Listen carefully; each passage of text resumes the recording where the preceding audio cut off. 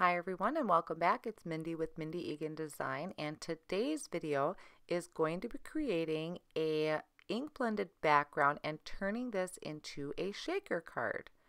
So I'm going to be starting out here. I'm using this abstract triangle stencil, and I'm taking some Bristol smooth cardstock and just attaching that to the other side of my stencil. That way I can move my stencil around, but my paper is held onto the stencil. Then I'm starting out with the mustard seed distress ink, and I ink blended the top corner. Then I'll come in with the picked raspberry and add a layer down of that, kind of blending into that mustard seed. It's going to create kind of an orange there, so I'm getting another color.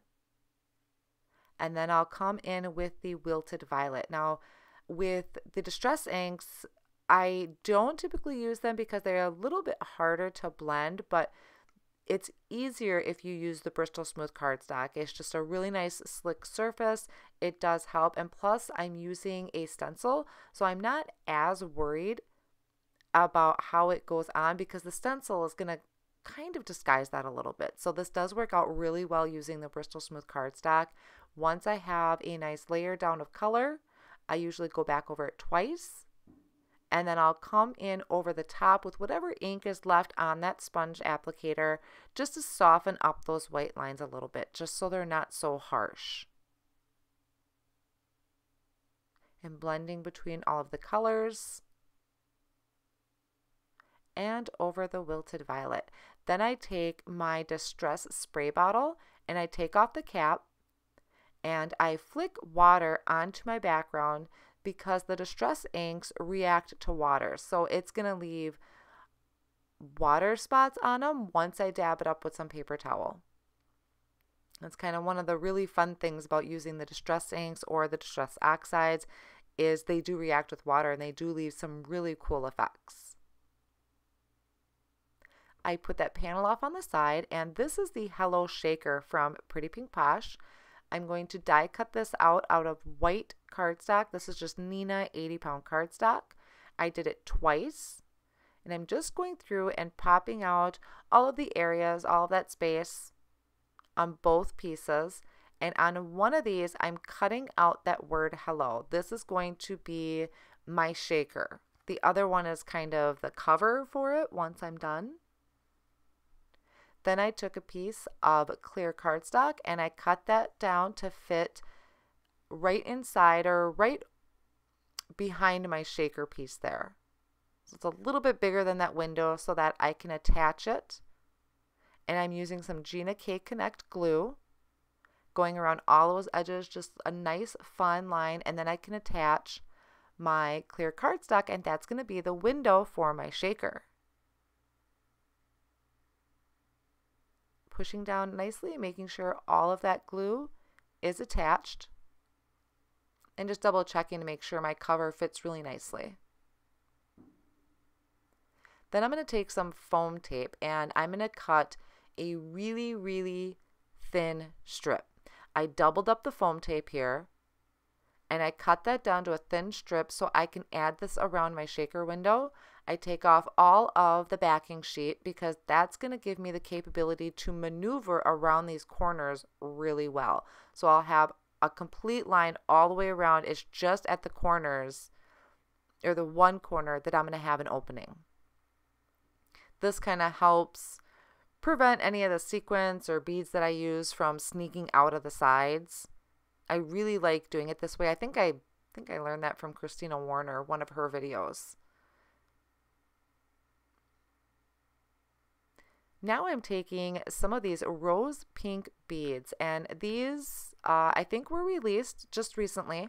So I'm adding a little bit of the beads into the shaker window. I'm adding it right into that window I created. I'm also taking some friendship mix, and this is absolutely gorgeous sequins mix. They're so pretty. And I also added some pearl white, I think this was, oh, I'm sorry, it was a sparkling cup sequins mix. Just kind of break up that pink a little bit. And spreading them out, I don't want these higher than my foam because otherwise my back's not going to attach very well. So I spread those out throughout my window. I have a piece of white cardstock here that I trimmed down and added right on top, and I'm giving that a nice good push around the edges because I don't want that mix falling out.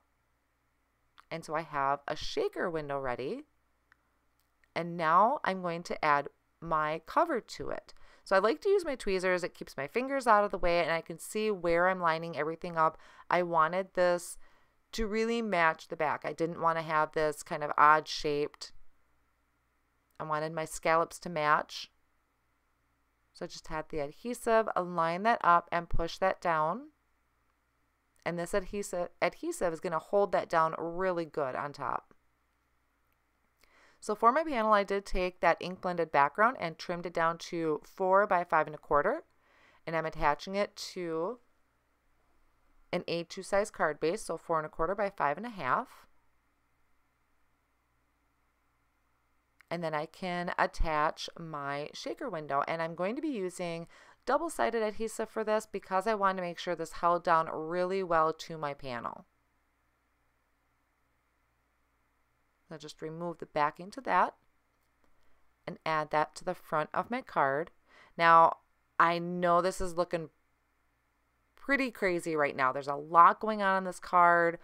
A lot of it is because that sequence is all over the place, but typically if somebody's going to receive this card or have it standing up on their desk, that sequence is going to kind of fall down to the bottom of the window and it isn't so distracting. So this does really work out. You'll see that in my pictures in the beginning of the video and also at the end. So it's looking a little bit much right now, but it does tone down once the sequence settles. And then I just finished that off adding some of the pearl white jewels, just a couple on the top and bottom corner. And a finishing touch is I'm going to come in with a shimmer pen and just add some shimmer onto the top of that hello, just to get a little bit more sparkle in there. So I will have all the supplies I used listed down below in the video description and also on my blog. I hoped you enjoyed creating this shaker card with me, trying out some different colors, taking a look at some of the other things from Pretty Pink Posh. If you did enjoy the video, I would really appreciate a big thumbs up and subscribe to my channel if you haven't already done so. Thank you so much for stopping by, and I will catch you next time.